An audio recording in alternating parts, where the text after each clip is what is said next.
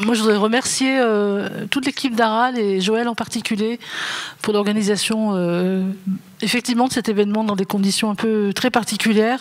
Et puis surtout, c'est très agréable de se retrouver après ces mois étonnants que nous avons passés. Et c'est pas fini, malheureusement. Je suis ravie de présenter donc cet après-midi des illustratrices, illustrateurs, des autrices, auteurs sur des genres extrêmement variés, de l'album pour tout petit, du roman ado, du conte. Voilà, donc c'est un grand plaisir de présenter cette rentrée littéraire. Et je vais tout de suite, on va commencer tout en douceur avec Élodie Ballandra et Aurélie Caléja. Voilà. Alors, je regarde avec beaucoup de plaisir les albums physiques, puisque je les ai lus, moi, sauf le Toboggan que j'ai eu en papier, je les ai lus sur écran, et donc c'est toujours un plaisir de voir le vrai album, parce que c'est autre chose quand même que le PDF. Voilà. Donc Élodie Ballandra, vous publiez chez Didier Jeunesse Un nouveau printemps pour Pépé Ours.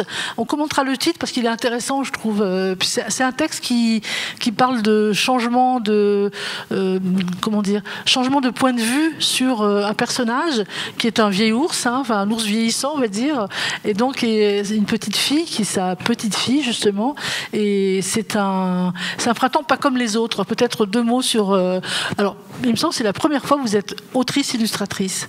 Je me trompe? Oui, une des premières. Il y a eu quelque chose de plus confidentiel chez un tout petit éditeur il y a une dizaine d'années. D'accord. Donc là, c'est un des premiers. Habituellement, vous travaillez pour la presse, dans l'édition, vous illustrez des textes, notamment, il me semble, Agnès de l'Estrade, si je ne me trompe. Non, pas avec Agnès, mais en illustration, oui. Ouais. Avec, par exemple, Les Poulets Guerriers chez Syros. Voilà, d'accord, c'est ça. Des albums où je suis que l'illustratrice. Voilà, d'accord. Alors, qu'est-ce qui a justifié ce passage au solo? Alors j'avais très envie depuis un certain temps, sauf que voilà, j'avais de la peine à aboutir vraiment quelque chose qui marchait. Et là, bon, cette envie, elle est née déjà d'un thème, la vieillesse, des choses que je constatais dans mon entourage. Ouais. Et puis l'idée de se dire comment je peux raconter une histoire qui ne soit pas trop triste, qui n'aille pas non plus jusqu'à la mort, mais qui évoquerait ce thème-là. Donc c'est là où l'écriture s'est mise en place. D'accord, très bien. On va regarder quelques images.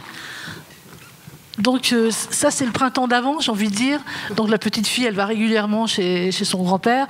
Et la petite oursonne, pardon, je dis petite fille, mais voilà, c'est intéressant. Lapsus intéressant. Et il se passe plein de choses, donc c'est très dynamique.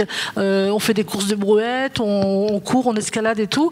Et puis là, arrive ce nouveau printemps où les choses sont un peu... Alors j'aime bien, je voudrais qu'on s'arrête 2 secondes sur cette image-là, parce que elle arrive chez Pépé Ours, là, et puis on le découvre dans son univers quotidien. Alors, ça fourmille de petits détails. J'aime bien vous en parler un peu de ce côté des... Qu'est-ce qu'on met comme détail dans une page, dans une double page? Alors, cette image, c'était la plus compliquée à mettre en place parce qu'au final, l'album se passe dans la forêt, dans la nature, et il y a très peu d'images intérieures. Donc là, il fallait peut-être en profiter pour dire ce qu'il était aussi. Alors, les détails, finalement, ils sont venus de ce que je voulais raconter de ce personnage. Donc, c'est un personnage plutôt rural, on pourrait l'identifier aussi, l'humaniser. Les pommes, parce que du coup, il y avait les pommes avant où on ramasse les pommes avec la petite fille, le journal, la pêche, vers le fauteuil, vous avez une sorte de filet. Il n'a pas fini de démêler son fil de pêche, hein, c'est ça? Voilà, il était sans doute en train de faire ça. Et puis, il mange aussi des bonbons. Et en même temps, la cuisine, elle n'est pas extrêmement bien rangée aussi. Ouais. Donc, il y a de la vaisselle qui traîne. Voilà, on aurait pu se dire que peut-être avant, c'était peut-être mieux rangé, je ne sais pas. Et puis la nappe avec des abeilles, puisqu'on retrouve aussi le thème de la ruche. Ouais. Et peut-être qu'il vient de manger, et peut-être qu'il y a un gâteau qui est sorti aussi du four, parce qu'il y a des pommes et un fouet. Enfin, il y avait aussi cette idée de réconfort aussi. Ouais. Enfin, je voulais que cette histoire de vieillesse, elle soit aussi douce. Oui, c'est ça. Allez, on va enchaîner avec l'image suivante. Et donc, je crois qu'il y a 2 images qui ont été inversées, en fait, parce que là, c'est après la chute, me semble-t-il. D'accord. Donc, parlez-moi un peu des ruches sauvages. Moi, je ne connaissais pas du tout les ruches sauvages. Alors, j'avoue que ce n'est pas documentaire au sens... bien sûr, d'accord. Voilà. Ouais.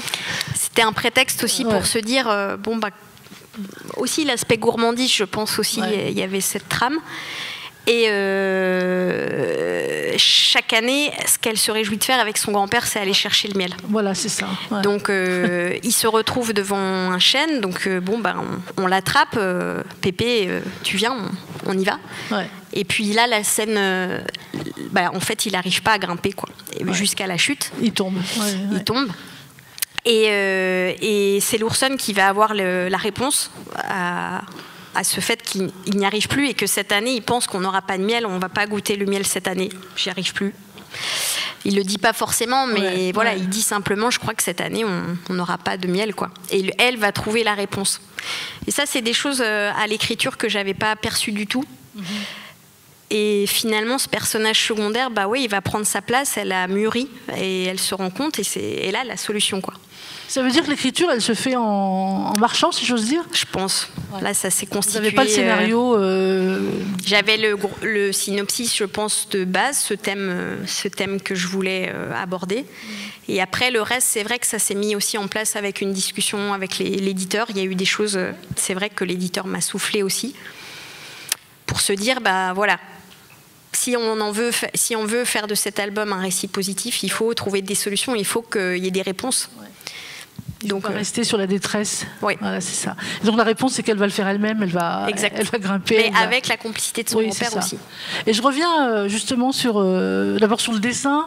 C'est du crayon de couleur, c'est c'est ça, hein, crayon de couleur et encre. Et encre, ouais, d'accord. Extrêmement douce, atténuée, etc. Je reviens sur le titre justement. C'est un nouveau printemps, en fait. C'est pas l'automne, c'est l'idée d'une nouveauté qui sera différente, mais on va vivre avec ça, quoi. On va vivre un nouveau printemps. C'est un titre positif, en fait. C'était l'histoire aussi du renouveau. Enfin, ce printemps, ce titre, il est né du fait que la nature est donc très présente dans l'album. Et le nouveau printemps, c'est que c'est autre chose pour ces deux personnages. C'est pas la fin de quelque chose. C'est plutôt, c'est nouveau et on fait autre chose. Et je pense que là, le regard de cette petite fille, elle se rend sans doute pas compte que c'est plus pareil. En fait, là, aujourd'hui, elle vit ça avec son grand-père et le livre se finit, on va avoir une suite et on pourrait imaginer ce qu'elle peut faire aussi avec lui demain, après-demain. Et le printemps a aidé à appuyer cette idée que c'est pas la fin. C'est plutôt quelque chose de nouveau à vivre ensemble. Quelque chose d'autre, d'accord.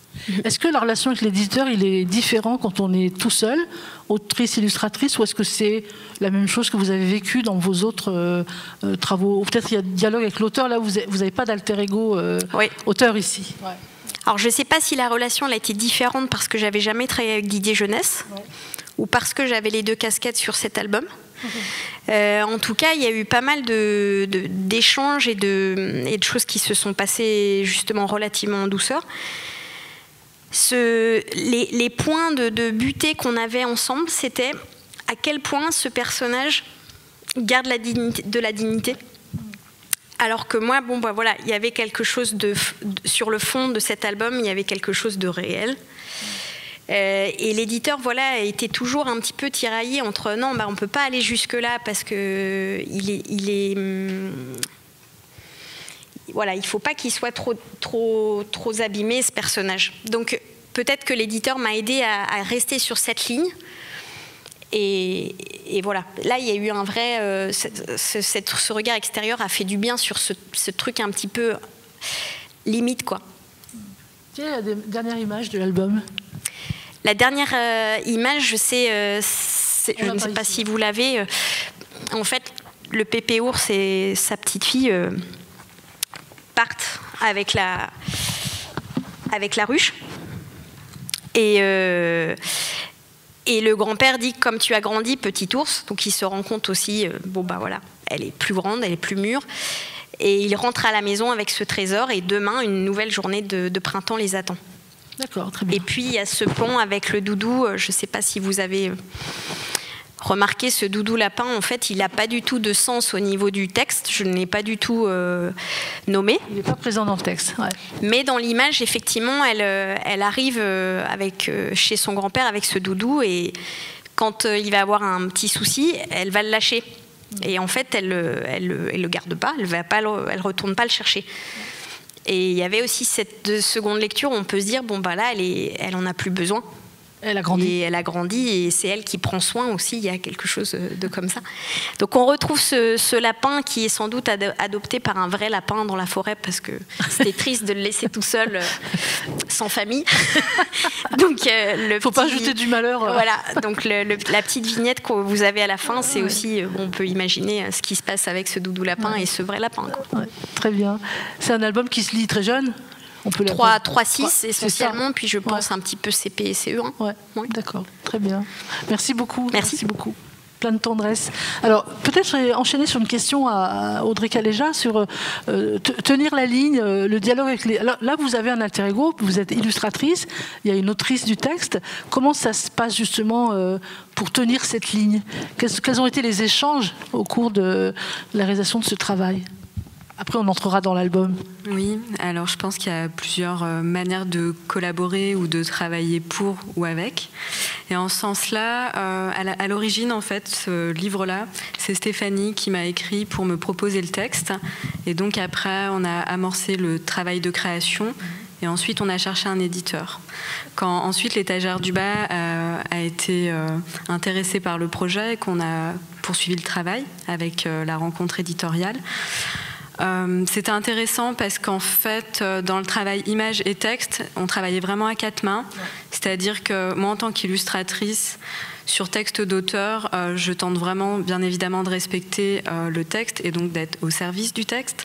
Mais dans certains cas de rencontre, ce n'est pas forcément une commande, même si certaines commandes peuvent prendre cette tournure-là.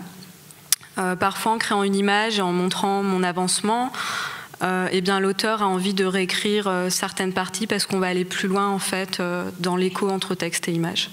Ça a été le cas ici ou... Oui, pardon. Et donc ça a été le cas dans ce projet où en fait on travaille en écho, en va-et-vient, voilà, en communiquant entre texte et image. D'accord. Ça permet d'avancer, vraiment de travailler à quatre mains. Merci beaucoup pour ces éclairages. C'est intéressant. Alors on va peut-être entrer dans l'histoire très rapidement, même si le texte n'est pas de vous, mais donc c'est l'histoire d'un petit garçon qui s'ennuie un petit peu, et puis il regarde par la fenêtre, et puis il s'en va en fait. Il s'en va vers le toboggan qui est au bout d'une allée, etc.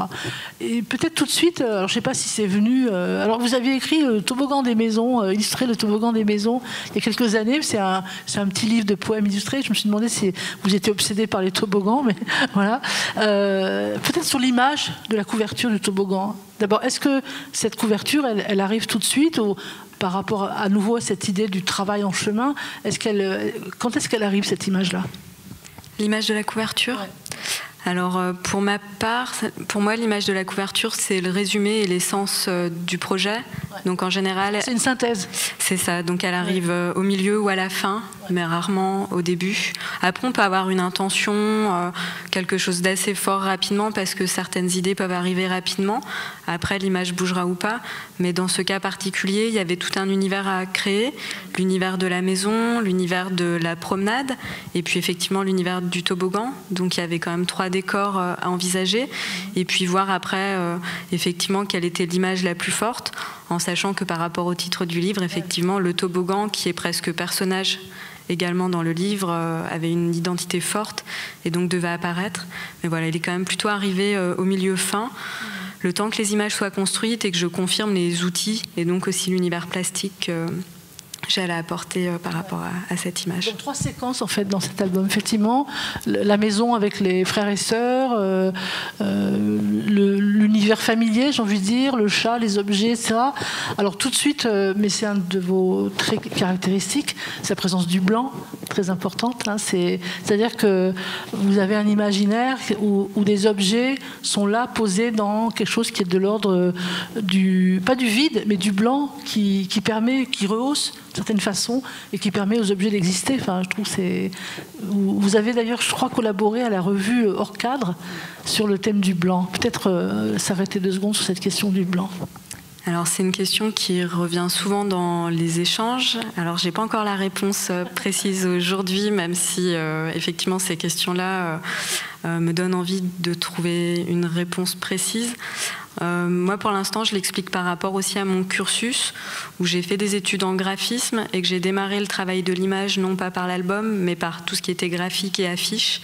Donc la construction que j'ai dans mes images est assez proche en fait de ce rapport au visuel et de l'affiche. Après, le blanc, j'ai des hypothèses que je tente de trouver. Après, on n'est pas obligé d'avoir des réponses définitives non plus. Là. Je travaille beaucoup aussi avec des crayons de papier, des crayons de couleur. Ouais. Alors je sais que certains le font très bien, mais remplir une grande surface au crayon de couleur, c'est un autre exercice. Je travaille beaucoup à la ligne claire, au contour. Et donc, en ce sens-là, il y a un espace non rempli qui reste important pour des raisons techniques et graphiques. Et puis, c'est vrai que cet espace blanc ou vide, pour moi, il a sa part à part entière dans les outils, c'est-à-dire que les espaces vides sont aussi importants que les espaces pleins dans mon travail. Donc il y a plusieurs raisons qui convergent en fait. Tout est rapport de composition et d'équilibre dans l'image en fait, pour que chaque élément ait la bonne place, la bonne taille, la bonne intensité de couleur. Voilà. Après on rentre dans des données techniques, mais au moins la lecture de l'image, il faut qu'elle paraisse simple et fluide pour le lecteur. Donc effectivement en coulisses, il y a quelques questions qui se posent. Ouais. Donc le blanc. Alors là on a la séquence du trajet vers le toboggan, et c'est intéressant de s'arrêter là-dessus aussi, parce que je trouve qu'il y a beaucoup de symboles, je trouve. D'abord, il y a une ambiance colorée particulière, qui est presque nocturne, en fait. Et puis, il y a ce long chemin, en fait. On pourrait imaginer que le toboggan est juste à côté, dans le jardin de la maison, mais non, il est loin, Donc, il y a comme un passage, en fait. Il y a une espèce de moment de... On passe à autre chose. Alors, ce qui m'intéresse... Et ça, c'est pas dans le texte. Non. Alors c'est vrai qu'effectivement il faut servir le texte. Après moi ce qui me plaît et ce qui m'anime dans la manière d'illustrer, c'est aussi d'avoir une narration parallèle par l'image, c'est-à-dire ne pas raconter exactement ce qui se passe dans le texte, mais amener autre chose. Donc on a deux histoires qui fonctionnent ensemble. Après, cette histoire-là, elle est particulière parce qu'à hauteur d'adulte, un enfant qui s'ennuie parce que tout le monde est occupé à la maison et décide d'aller se promener tout seul à cet âge-là, c'est pas très commun ou courant, du moins actuellement. Et dans un album, ça ne pose aucun souci. Tiens, je vais aller me promener, il pleut, je pars avec mon ours, un petit sac à dos. Et c'est là où démarre la quête de soi, en fait, à travers le chemin, le besoin de se prouver quelque chose, d'aller faire un tour pour arriver à sa cachette favorite. Allez, on va dans la cachette. La cachette, elle est raccord avec l'ambiance nocturne du chemin, en fait. C'est pas un lieu dur. La maison était très claire, et là, on est dans autre chose, quoi. Alors, voilà, c'est ce qui se passe. Peut-être que je vous laisse un petit peu commenter comment ces objets apparaissent, ces objets volants. C'est son imaginaire, en fait, là. Alors effectivement, il y a plusieurs étapes. Donc il y avait l'étape précédente avec le paysage, où on a déjà une transition entre rêve et réalité dans ce point de départ. L'entrée dans la cachette, alors c'est un toboggan un petit peu particulier, c'est un toboggan cabane. Alors pour l'auteur, c'est un toboggan qui a existé, c'est un souvenir d'enfance. Donc voilà, ça permet aussi d'ancrer les choses dans le réel. Et une fois qu'on est dans le toboggan, effectivement, c'est un espace confiné, accueillant, tel une cabane. C'est-à-dire qu'il y a déjà des jouets dedans, c'est un endroit habituel où l'enfant vient plusieurs fois. C'est son royaume. C'est son royaume, il a ses habitudes. Et puis de son royaume, les histoires commencent et donc les objets s'animent, et c'est là où le pouvoir de l'imagination permet d'activer effectivement les jouets, les éléments prennent vie, et c'est là où en fait tous les rapports d'échelle et de réalité changent d'échelle et tout est possible. Très bien. Une dernière image, je crois, il me semble. Voilà. C'est presque la fin, je crois, de l'album. C'est la fin. Alors, c'est un album très silencieux, en fait. Très silencieux. Et je pense que... Je ne sais pas ce que vous en pensez. Vous l'avez testé déjà avec des jeunes lecteurs ? Pas encore ? Alors, la sortie est prévue pour le 17 septembre. Donc, il n'est pas encore testé. Donc non, je n'ai pas pu le tester encore. Je pense qu'il y a beaucoup... la lecture avec un jeune enfant, elle va faire sûrement surgir beaucoup de paroles des lecteurs, je pense.